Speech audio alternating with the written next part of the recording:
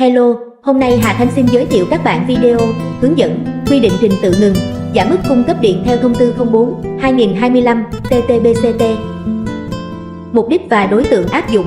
A. Mục đích. Thông tư này quy định trình tự ngừng, giảm mức cung cấp điện. B. Đối tượng áp dụng. 1. Đơn vị phân phối điện. 2. Đơn vị bán lẻ điện. 3. Khách hàng sử dụng điện. 4. Tập đoàn Điện lực Việt Nam. 5. Đơn vị điều độ hệ thống điện quốc gia. 6. Tổ chức, cá nhân có liên quan. Thông báo ngừng, giảm mức cung cấp điện. Mọi trường hợp ngừng, giảm mức cung cấp điện, bên bán điện phải thông báo trước cho bên mua điện, trừ trường hợp: 1. Có sự cố xảy ra trên lưới điện cấp điện cho bên mua điện, sự cố trong hệ thống điện gây mất điện mà bên bán điện không kiểm soát được. 2.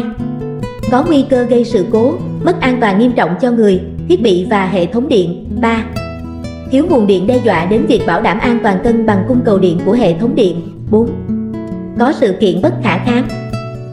Người của bên bán điện ký thông báo ngừng, giảm mức cung cấp điện phải là một trong những người sau: 1. Người đại diện theo pháp luật hoặc đại diện theo ủy quyền của bên bán điện. 2.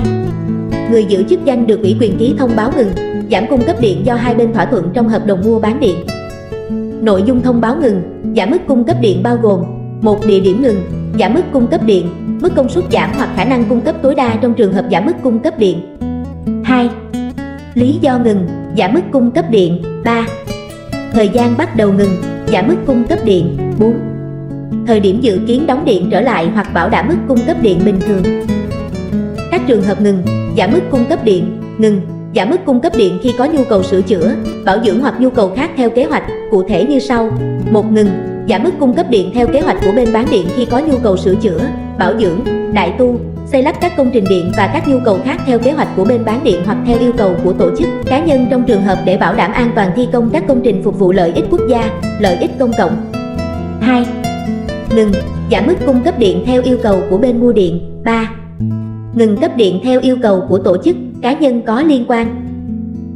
Ngừng, giảm mức cung cấp điện khi xảy ra sự kiện bất khả kháng, sự cố mà bên bán điện không kiểm soát được có nguy cơ làm mất an toàn nghiêm trọng cho người, trang thiết bị hoặc do thiếu nguồn điện đe dọa đến an toàn của hệ thống điện, cụ thể như sau: 1. Có sự cố xảy ra trên lưới điện cấp điện cho bên mua điện, sự cố trong hệ thống điện gây mất điện mà bên bán điện không kiểm soát được. 2. Có nguy cơ gây sự cố, mất an toàn nghiêm trọng cho người, thiết bị và hệ thống điện. 3. Thiếu nguồn điện đe dọa đến việc bảo đảm an toàn cân bằng cung cầu điện của hệ thống điện. 4. Có sự kiện bất khả kháng. Ngừng cấp điện khi tổ chức, cá nhân vi phạm quy định của pháp luật, cụ thể như sau: 1. Bên mua điện không thực hiện thanh toán tiền điện theo quy định tại khoản 4 điều 48 Luật Điện lực. 2. Bên mua điện có hành vi vi phạm quy định tại các khoản 2, 4, 7, 8, 9 và khoản 11 điều 9 của Luật Điện lực. 3. Theo yêu cầu của cơ quan nhà nước có thẩm quyền để thực hiện biện pháp cưỡng chế ngừng cấp điện theo quy định của chính phủ về xử phạt vi phạm hành chính trong lĩnh vực điện lực. 4. Theo yêu cầu của cơ quan nhà nước có thẩm quyền trong trường hợp tổ chức, cá nhân vi phạm quy định của luật khác và phải áp dụng biện pháp ngừng cung cấp điện theo quy định của luật đó.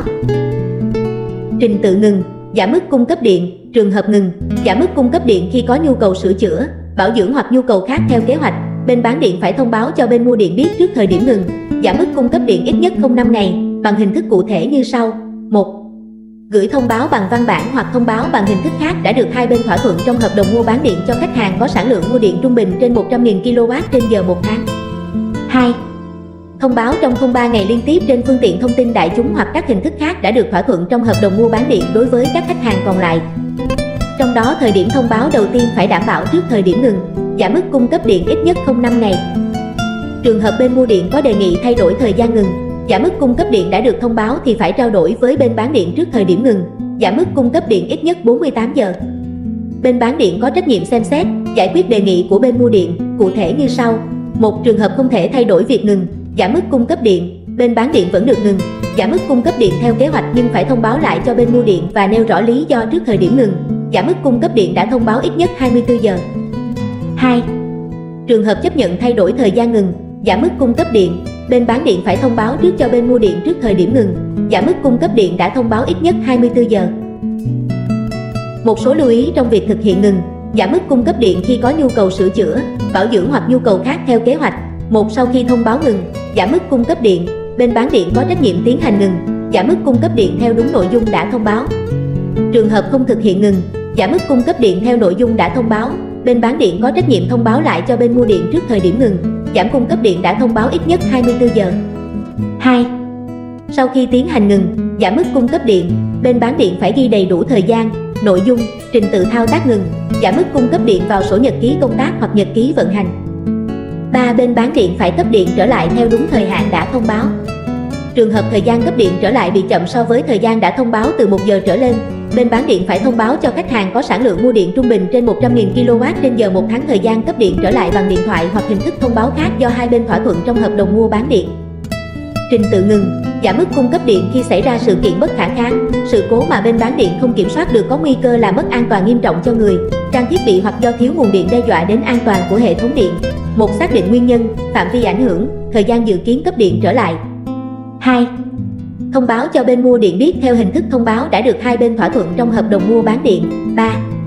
Bên bán điện phải ghi đầy đủ thời gian, nguyên nhân, trình tự thao tác ngừng, giảm mức cung cấp điện vào sổ nhật ký công tác hoặc nhật ký vận hành. 3. Trường hợp ngừng, giảm mức cung cấp điện do hệ thống điện thiếu nguồn điện dẫn đến đe dọa bảo đảm khả năng cân bằng cung cầu hệ thống điện, bên bán điện phải đảm bảo thực hiện cắt, giảm đúng lượng công suất phụ tải được tính toán và phân bổ theo quy định về việc lập và thực hiện phương án cung cấp điện khi hệ thống điện quốc gia thiếu nguồn điện. 4. Phối hợp với các bên có liên quan khẩn trương khắc phục các nguyên nhân dẫn đến ngừng, giảm mức cung cấp điện để cấp điện trở lại trong thời gian nhanh nhất.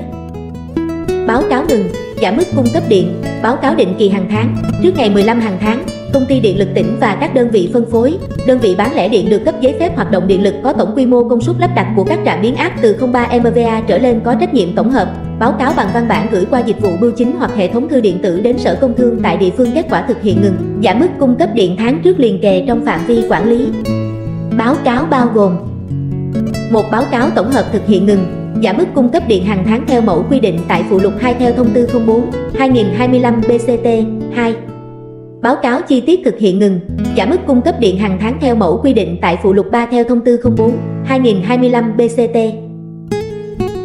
Báo cáo đột xuất, khi phải thực hiện ngừng, giảm mức cung cấp điện khi xảy ra sự kiện bất khả kháng, sự cố mà bên bán điện không kiểm soát được có nguy cơ làm mất an toàn nghiêm trọng cho người, trang thiết bị hoặc do thiếu nguồn điện đe dọa đến an toàn của hệ thống điện trong trường hợp sự cố lưới điện truyền tải từ 220 kV trở lên hoặc sự cố các trạm biến áp 110 kV có vai trò quan trọng trong việc cung cấp điện cho một khu vực. 1. Công ty điện lực tỉnh có trách nhiệm báo cáo Sở Công Thương tại địa phương bằng thư điện tử, email hoặc phát ngay sau khi xảy ra sự cố và bằng văn bản trong thời hạn 36 giờ kể từ thời điểm xảy ra sự cố. 2. Báo cáo đột xuất phải bao gồm các nội dung, địa điểm, lý do ngừng, giảm mức cung cấp điện, thời gian bắt đầu, thời điểm đóng điện trở lại. Báo cáo tuần của công ty điện lực cấp tỉnh trong trường hợp thực hiện ngừng, giảm mức cung cấp điện do thiếu nguồn điện. 1. Trước 11 giờ 0 phút ngày thứ 6 tuần V-đúc, công ty điện lực cấp tỉnh có trách nhiệm báo cáo Tổng công ty điện lực miền, Ủy ban nhân dân cấp tỉnh, Sở Công Thương tình hình cung cấp điện tại địa phương từ ngày thứ 6 tuần V-đúc 1 đến ngày thứ 5 tuần V-đúc 2. Báo cáo tuần của công ty điện lực cấp tỉnh thực hiện theo biểu mẫu báo cáo tuần về tình hình cung cấp điện và tiết giảm điện. Quy định tại phụ lục 4 theo thông tư 04/2025 BCT. Báo cáo tháng của công ty điện lực cấp tỉnh trong trường hợp thực hiện ngừng, giảm mức cung cấp điện do thiếu nguồn điện. 1. Trước ngày 5 hàng tháng, công ty điện lực cấp tỉnh có trách nhiệm báo cáo Tổng công ty điện lực miền, Ủy ban nhân dân cấp tỉnh, Sở Công Thương tình hình cung cấp và tiết giảm điện tại địa phương của tháng liền trước. 2. Báo cáo tháng của công ty điện lực cấp tỉnh được thực hiện theo biểu mẫu báo cáo tháng về tình hình cung cấp điện và tiết giảm điện quy định tại phụ lục 4 ban hành kèm theo thông tư 04/2025 BCT. Cảm ơn quý vị đã theo dõi.